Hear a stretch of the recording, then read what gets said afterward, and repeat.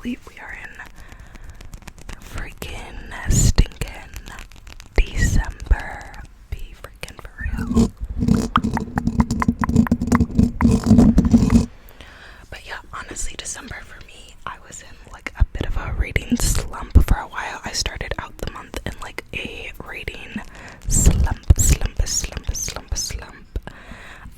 And then I don't know, I didn't really read much till the last 2 weeks of the month. And yeah, I read some short stories. So one of these is a short story, 2 of these are poetry books, one of them is a graphic novel, and then there's 3 full-length books that I read in November.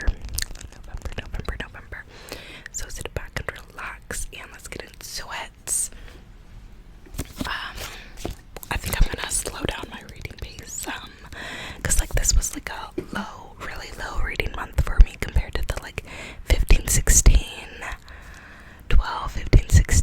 book reading months I've had a few of recently. But I think I'm ready to slow down because I'm just like not feeling like reading as much. Like I'm still feeling in the mood for stories, but I just like, I don't know, I just like my reading pace, I feel like just needs to slow down a little bit. And winter, like I kind of just want to chill, you feel me? So yeah, I don't know. Anyways, let's go ahead and talk about one of the most highly anticipated books of the year, which was A Curse for True Love by Stephanie Carper. She wrote the Caraval trilogy, and then this is the Once Upon a Broken Heart trilogy, which is kind of like almost like a sequel trilogy, but following different characters in the same worlds and a couple of the same characters. Oh my gosh, you guys, I'm so tired. Like I just, oh my gosh. But anyways, it's that time of the year where I just want to drink hot things and sleep. Like I really hope I'm not coming down with something, because a lot of people have been sick like at work and they're wanting us to come in the office more and all that.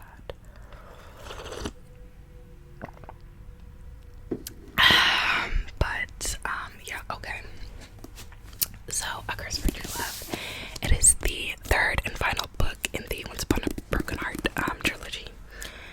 And I was very excited for this book. The first 2 books, Once Upon a Broken Heart and The Ballad of Never After, I did really enjoy both of, but I did have some critiques for them as well.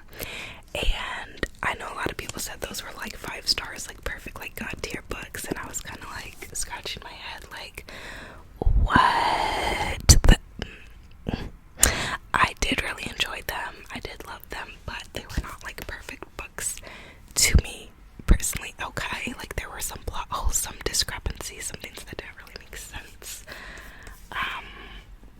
some repetition, and yeah, I was kind of like about that. So I was very excited for this book because it's a very beautiful world, it's very melodic, it's very lyrical, it's very poetic, and I love that writing style. But I wasn't expecting it to be like perfection or anything, and a lot of people actually were expecting this book to be like perfection because they thought the first 2 books, or one of the first 2 books, was perfection. Hello, train outside.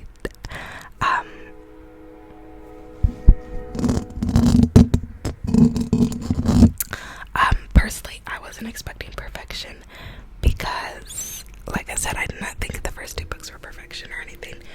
But so for me, my expectations, I was excited, and my expectations were high as far as like it being in a world I love and whatnot.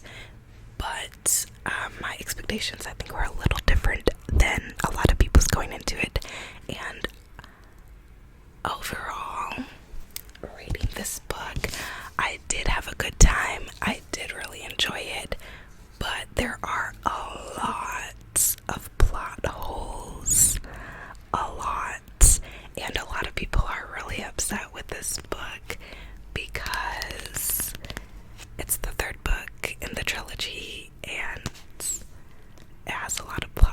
doesn't tie everything up. And yeah, so be wary of that going into it. And then for other people, it's like a 5-star read for them, so it really depends on the person. But I did agree with some of the critiques of some of the people who were really disappointed by this book, but I also had a good time with it and enjoyed myself. So yeah, but anyways, it follows Jax, who's the Prince of Hearts, and also this mystical being of fate, and Evangeline, who's a girl who lives in this mystical world. And it just like follows their love story, but also Evangeline's relationship with Apollo, who's a character who was introduced in a previous book, who she also has a love story with at one point. So it's following her relationship with the both of them. And that's the other thing that a lot of people really don't like, is we had so many POVs following Apollo in this book. I think he probably had the most POVs. I don't know that for sure, but it certainly felt like he had the most POVs in this book. Then there was Evangeline, which she's the main character. You would think she would have the most POVs. And then there was Jax. And people have been screaming, crying, throwing up over Jax since the Caraval trilogy. Literally, we've been begging for a POV for him. And finally we get one in this book, and it's tiny. It's the most minimal thing. For me, the thing that like aggravated me most about this book was that it like wasn't even like Jax and her's love story. Low key, mid key, high key. Like, they spent such little time together in this book because of what happened at the end of the previous book, that like you barely saw them together. You barely saw Jax and you barely saw them together. So it was like, what the heck? Like, so it came up as short as a final book for that reason. There were still some beautiful quotes, of course. Still some beautiful quotes. But yeah, oh my gosh. I'm kind of upset because like literally I still feel like we know nothing about Jax. And he's the fave. Like, how does that make any sense? Also, I know the author pushed back the release date for this book. Originally it was supposed to release in September, and then she pushed back the due date to the end of October. And I feel like you can definitely tell reading the book, like it kind of feels like she was having a hard time writing the story. But yeah, I don't know, I enjoyed seeing Chaos and Lala, which are some vampires that are in this book and in the previous book. So I enjoyed seeing them, and yeah, there were some pretty quotes. Some of Apollo's POVs I found interesting, whoa, but it was just like way too much. And yeah, so yeah, I don't know. Jax had some nice little like dark romance quotes, which were kind of cute, but again, there was like this much of it and that much of Apollo. But yeah, that's a curse for true love.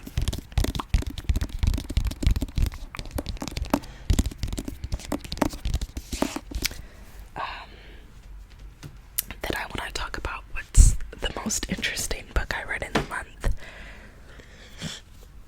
See, I feel nasally. And one of the most interesting books I've read this year, which is Blqck Sheep. Blqck Sheep, Blqck Sheep, Blqck Sheep, Blqck Sheep. Is that focused? Is that focused? So, Blqck Sheep. So, oh my gosh. So this is only 302 pages. It's a rather short book. It was a 10-hour audiobook, and I listened to it on audio.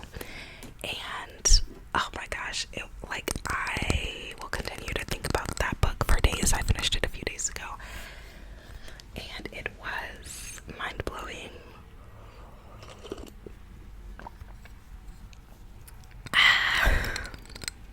One of my friends always laughs when I do that because it's so obnoxious,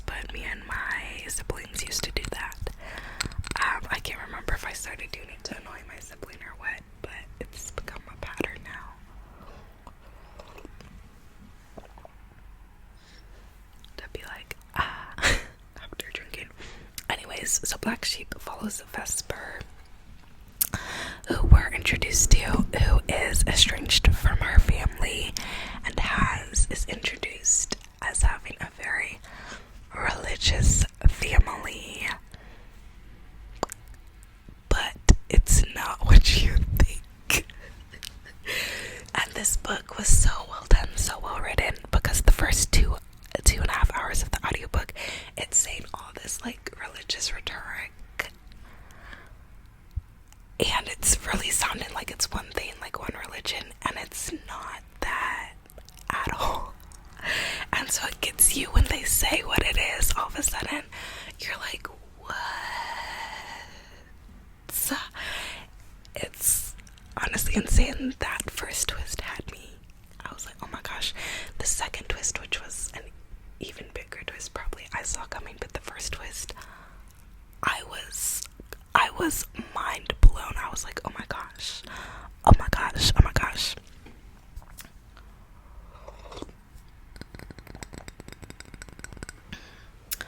But yeah,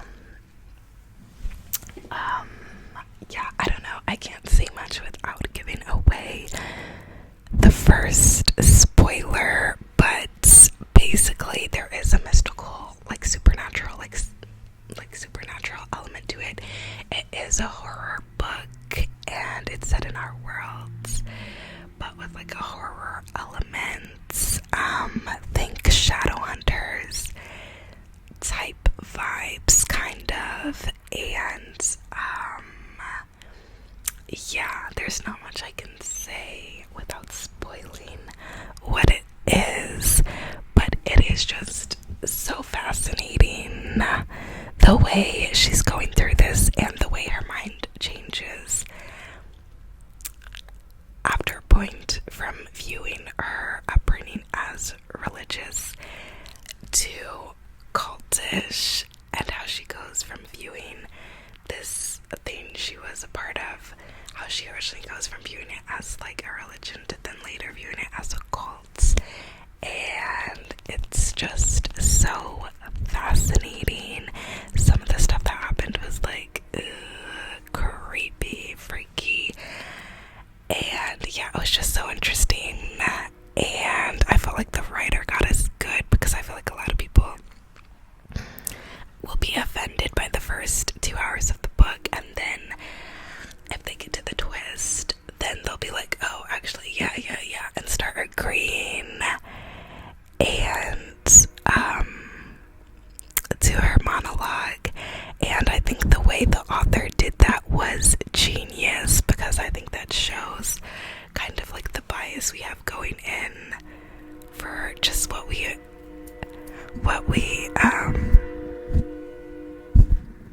oh my gosh, the trains are literally so loud today. But I think the author did a genius job of like writing it in a way that will like expose our biases one way or the other. So yeah, it was fascinating. It's definitely a wild book, probably a controversial book. Like, it was crazy. And yeah, I don't even know what to say to it. But anyways, also family dynamics are explored, and I really always enjoyed that. Her family dynamic with her father was very interesting. And if you take away the supernatural element, it's really sad. As well as her relationship with her mother. There's themes of her mother hating her,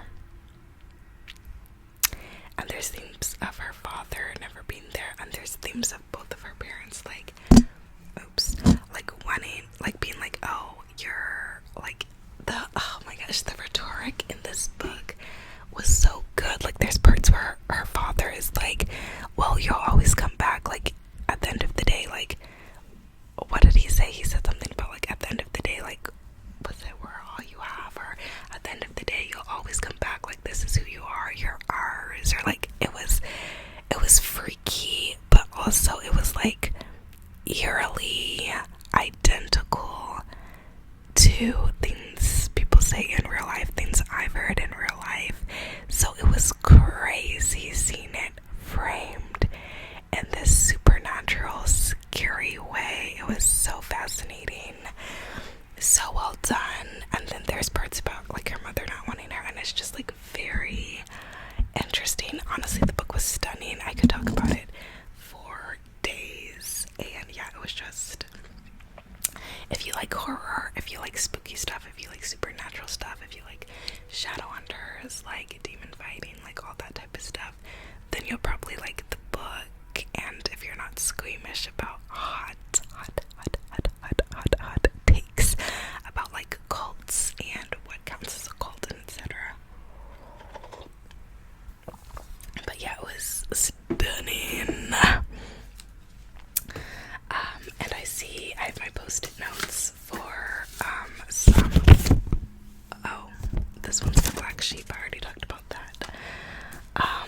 And okay, this one's for Ace of All Hearts by Lola King. I talked about this a little bit last reading wrap up because I was in the process of reading it and I had read the previous two in the series. But this is part of the 3 books that follow Rose in the like Stoneview stories or whatever.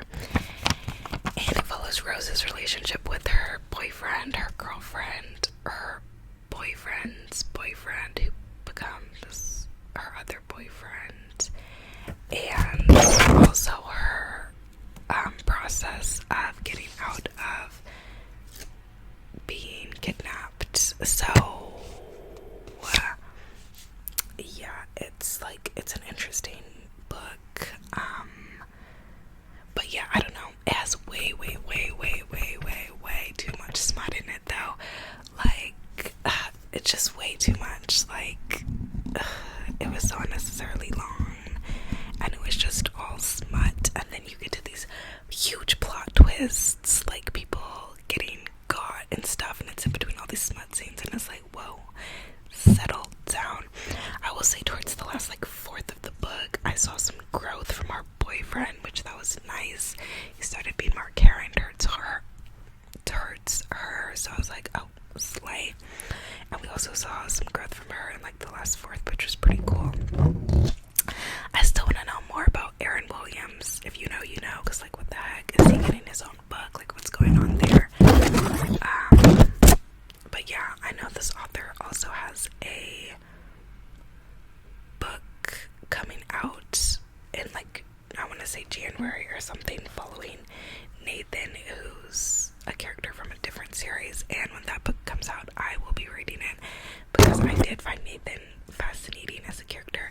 But she also just released a book about like these other 3, like the twins and this other girl, and it's like a male, or no, it's a male, what is it? It's a female, male relationship.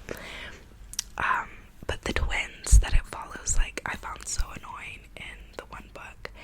So, and I don't really like storylines where like siblings are sharing the same person, because that's weird to me. Because like, have you ever heard people say that you've basically been with the people that any partners you've been with have been with? So that freaks me out. But so I'm not like interested in reading the newest book from that author.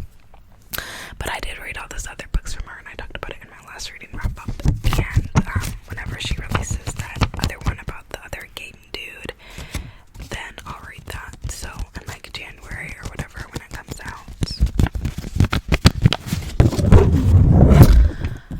And then I read Corrupt by Penelope Douglas. This was my first Penelope Douglas read, which she writes dark romances and she writes taboo romances. So I started the next 2 books in the series.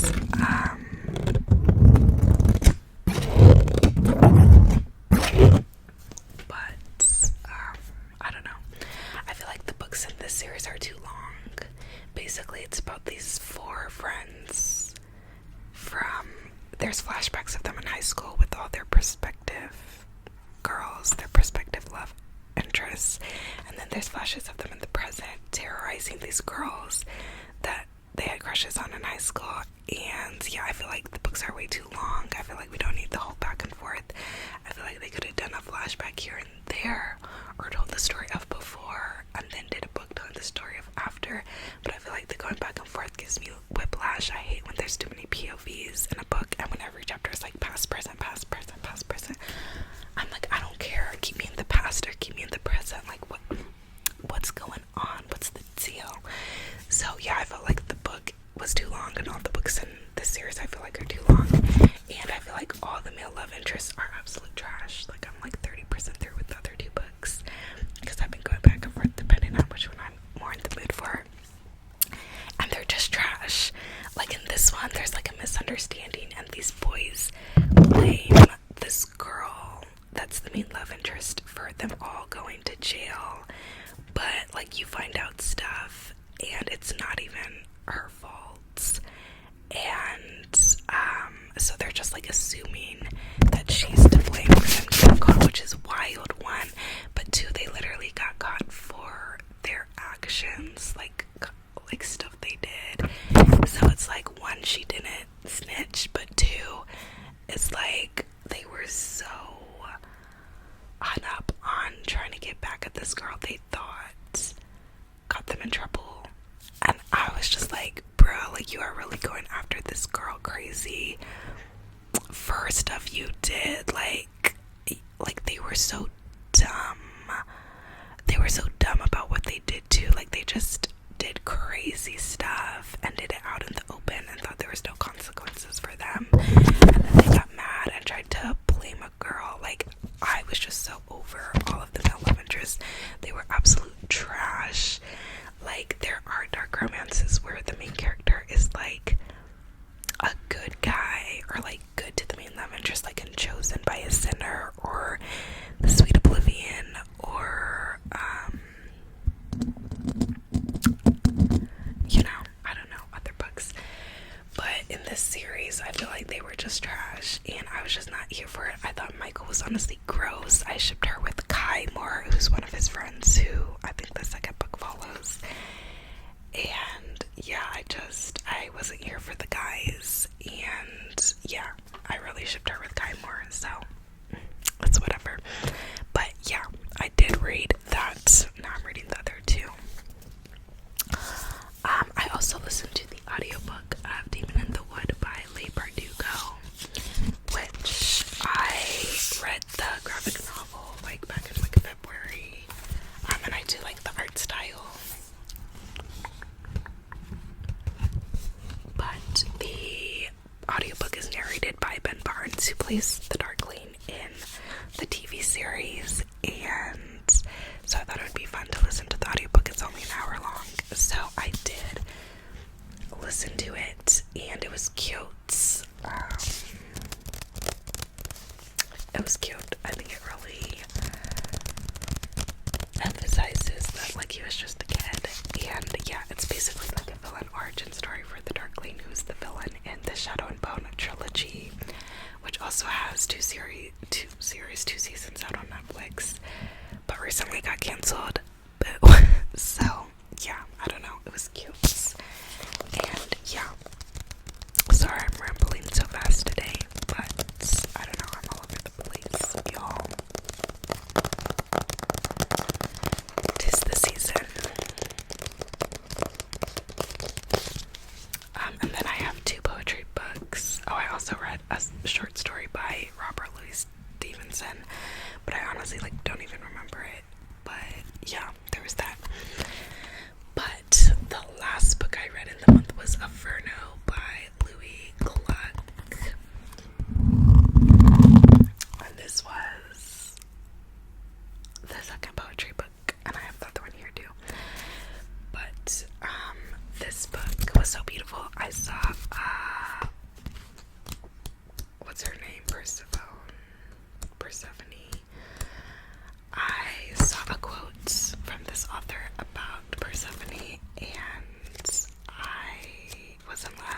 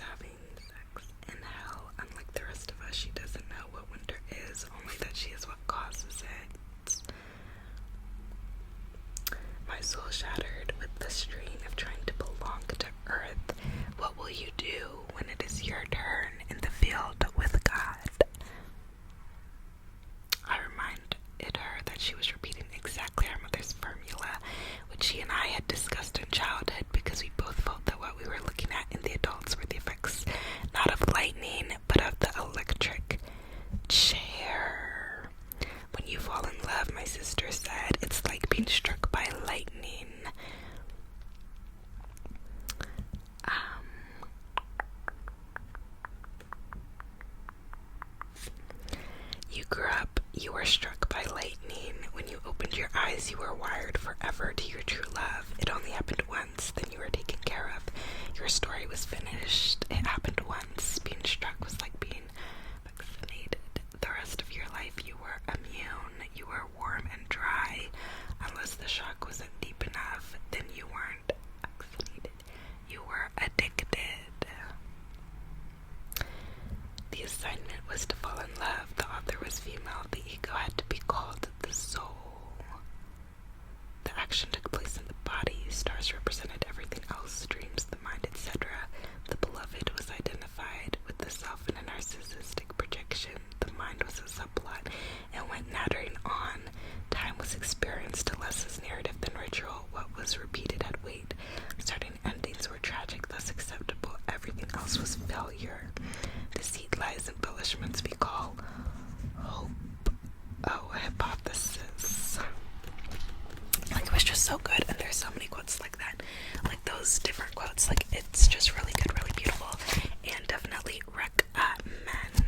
I'll probably make a post with quotes from this on my Instagram, which, by the way, BRBDreaming __ that's me on Insta, and I post lots of unhinged quote dumps and stuff like that. So if you're here for that, then head over there. And then last but definitely not least, we have Dear God, Dear Bones, Dear Yellow by Narhindi. I talked about this in my what was it, book haul from Gods and Authors or something like that. But yeah, listen, I did get those books obviously to support Gods and Authors and to be more educated on the history there. So I did finish the poetry book by Narhindi, and again, it's very beautifully written. It's very poignant.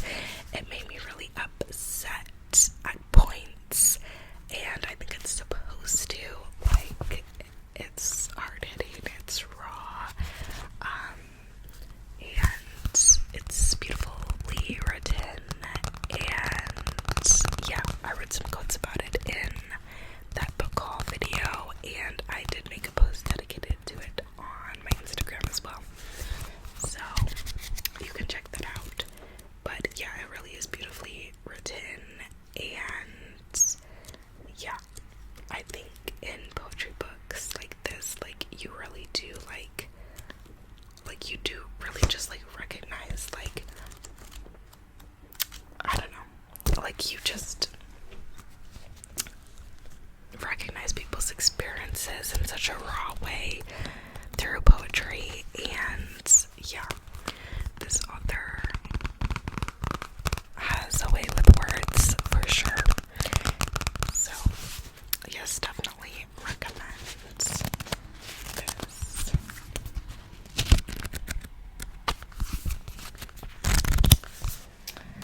And alright guys, I feel stuffy and not great, so I do apologize for rambling super fastly, but hopefully you could enjoy this video and relax and let me know if you agree or disagree, if you've read